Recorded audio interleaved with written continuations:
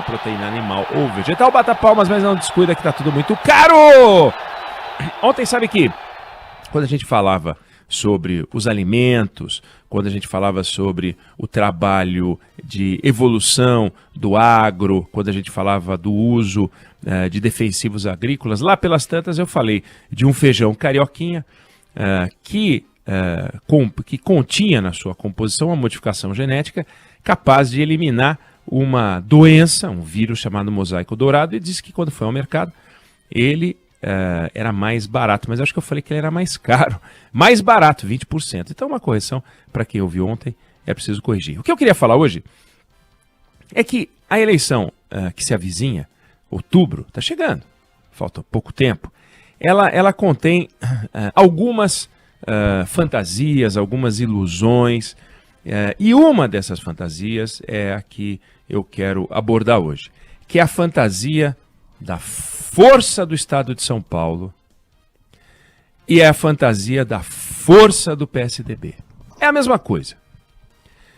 Bom, o Brasil teve 10 candidatos paulistas à presidência da República. E conseguiu emplacar 5 governadores, dos quais 1, 2, 3, 4 na República Velha. Nem vale, mas emplacou 4. Prudente de Moraes, Campos Salles, Rodrigues Alves e Washington Luiz. E emplacou Jânio Quadros. Ok, esses foram os 5 governantes brasileiros que saíram do estado de São Paulo. Então, a última vez que isso aconteceu foi em 1960. Faz algum tempinho. Aí, tentou 1, 2, 3, 4, 5 vezes eleger o presidente da República. Paulo Maluf, Orestes Quercia, Mário Covas, Geraldo Alckmin e José Serra. Estou me referindo a nomes, porque eles foram candidatos. O Serra foi candidato mais de uma vez, o Alckmin foi candidato mais de uma vez. A gente diria, portanto, que talvez foram 7 tentativas, mas vamos deixar em 5 nomes. Nenhum emplacou. Então, dos 5 nomes, dos 10 nomes que tentaram ser presidente saindo de São Paulo, 5 conseguiram, 5 não conseguiram. E todos os que conseguiram são parte da nossa história. História. Mas história mesmo, lá para trás. Ou República Velha, ou aquele que renunciou. E os que são da história mais recente, nenhum conseguiu.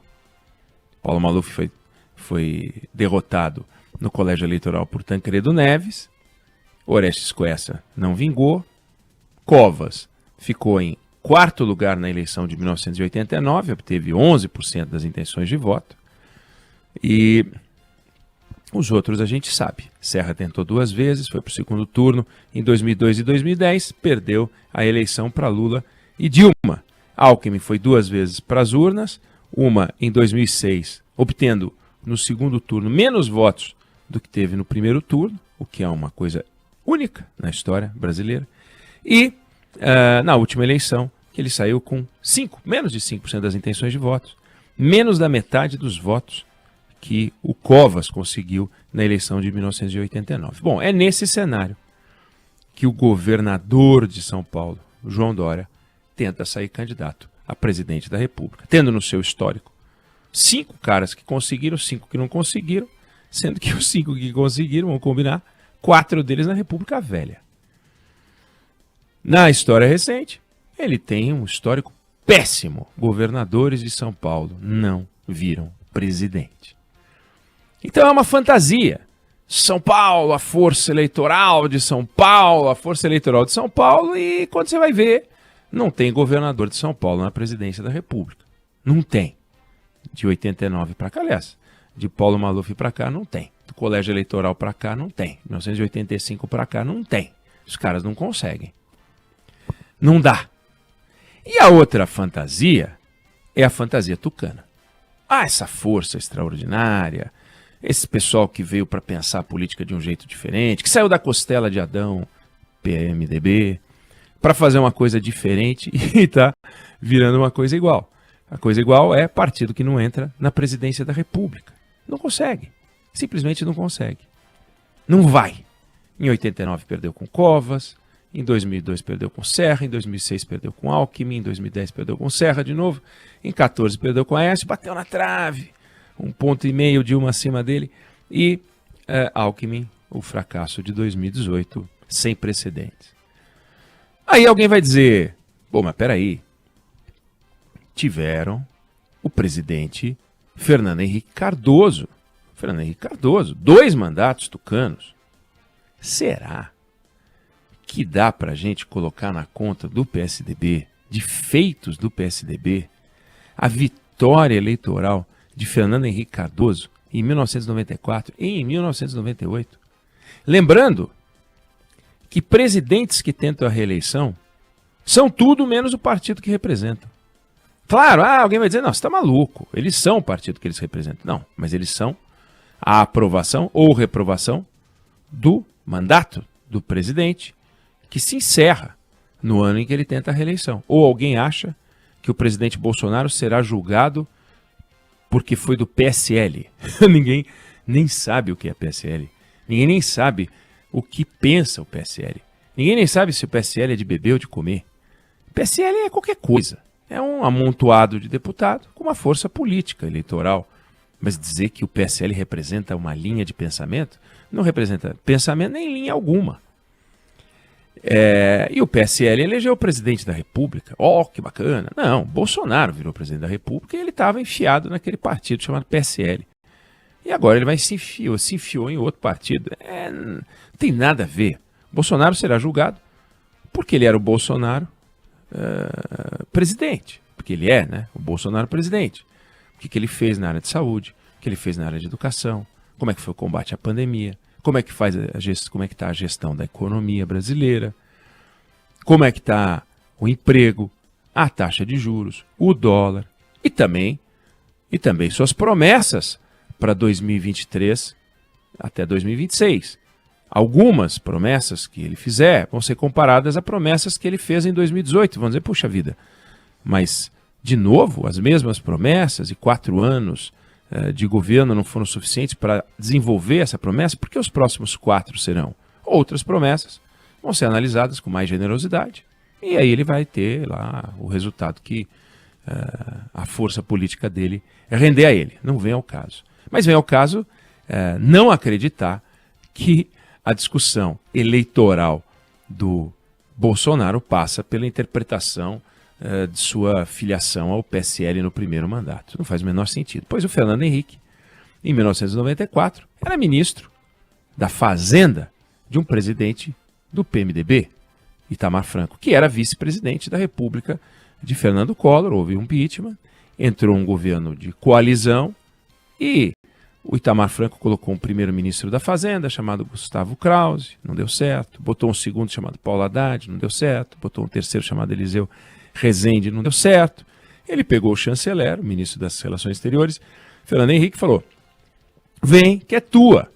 Fernando Henrique Cardoso, que dizem as más línguas, nunca abriu a mão para fazer conta em restaurante, não pagava nada, pirangueiro, mão de vaca. É o que brincam os amigos dele, os que gostam dele, hein? Então, fazer conta com dinheiro nunca foi o forte dele. O que ele teve foi a habilidade de juntar os que sabem fazer conta, que sabiam como combater a inflação naquele momento. Teve a força política do presidente da República, não estava lá porque era tucano, estava lá porque era o homem de confiança, a pessoa de confiança do presidente Itamar Franco, que pensou nele em 4º lugar. Para a Fazenda, tentou 3 nomes anteriores, inclusive um amigo dele, o Eliseu Rezende, de Minas Gerais. Paulo Haddad de Minas Gerais, Gustavo Krause de Pernambuco. Tentou esses 3, não funcionou, mas ele não queria o Fernando Henrique. Porque se ele quisesse o Fernando Henrique, teria colocado o Fernando Henrique. Quando ele coloca o Fernando Henrique sem alternativa, o Fernando Henrique faz algo extraordinário. Extraordinário. Junta um time de notáveis e faz o plano real e mata a inflação brasileira. Quem matou a inflação brasileira? O PSDB? Será mesmo PSDB? PSDB? O Fernando Henrique tinha sido candidato a prefeito de São Paulo, não se elegeu. Não. Quem matou a inflação brasileira foi a força política, né, a força pessoal do Fernando Henrique Cardoso, com o amparo do presidente Itamar Franco. E o grupo de economistas talentosos que cercaram o presidente Fernando Henrique, o então futuro presidente Fernando Henrique, que num primeiro momento, como todo político, namorou a ideia de ser candidato a presidente da República e até que viu que o Plano Real vingou e vamos em frente. Nas primeiras conversas sobre isso, achavam que era um fiasco, que não teria a menor chance. Lula na frente nas pesquisas e tal, mas eis que vingou. Então quem se elegeu foi o ministro da Fazenda, o Paulo Guedes, o Guido Mantega, o Antônio Palocci, do Itamar. Foi lá e se elegeu. E se naquela época o Gilberto Kassab já tivesse montado o PSD? Talvez, quem sabe. Fernando Henrique Cardoso se filiasse ao PSD, o Geraldo Alckmin não saiu do PSDB, poderia ele sair do PSDB e daí o PSD teria o primeiro presidente da República. E se ele tivesse se filiado ao PFL, antecessor do DEM, talvez o PFL tivesse um presidente da República. Ou seja, quem ganhou a eleição em 1994 era a pessoa que assinava as notas de real. Todas as notas de real eram assinadas pelo ministro da Fazenda, pelo presidente do Banco Central e, portanto, a cédula eleitoral se confundia com a cédula, o papel moeda brasileiro. Fernando Henrique foi eleito. E, portanto, se tornou o primeiro presidente tucano. Mas não porque fosse tucano. Ninguém sabia o que pensava o tucano. Aliás, o próprio programa de governo do Fernando Henrique Cardoso, tucano, era um governo montado junto com o PFL, ou seja, a força à direita. Não era aquilo que o PSDB queria ser quando deixou o PMDB para ser uma força mais à esquerda. Tornou-se um governo de centro-direita. Fernando Henrique, então, disputa a reeleição. Não é que ele disputa a reeleição, ele cria a reeleição. Ele mexe na Constituição. Ele faz algo que, se o PT fizesse, que se o Bolsonaro fizesse, seriam criticados de manhã, de tarde e de noite em toda a imprensa brasileira. Fernando Henrique foi lá, mexeu na Constituição para ter um benefício pessoal, disputar a reeleição em 1998. Se ele aprovasse a reeleição, se ele usasse a força política dele para aprovar a reeleição para o seu sucessor, ou seja, aquele que seria eleito em 1998, para então tentar a reeleição em 2002, haveria uma eleição em 1998 sem a presença do Fernando Henrique Cardoso, o que viria a acontecer em 2002, quando o PSDB perdeu a eleição. O PSDB ganharia a eleição em 1998? Talvez sim, talvez não, e nesse caso teria sim o primeiro presidente eleito, porque era tucano, apoiado pelo presidente da República. Mas o Fernando Henrique preferiu fazer a reeleição para ele e ele ganhou. Então o Fernando Henrique é um capítulo à parte dentro do PSDB, porque há muita dúvida natural se ele realmente entrou porque era tucano ou se entrou porque era ministro. A minha convicção é de que ele entrou porque era ministro. E se reelegeu porque era presidente. Lula se reelegeu porque era presidente. Dilma se reelegeu porque era presidente.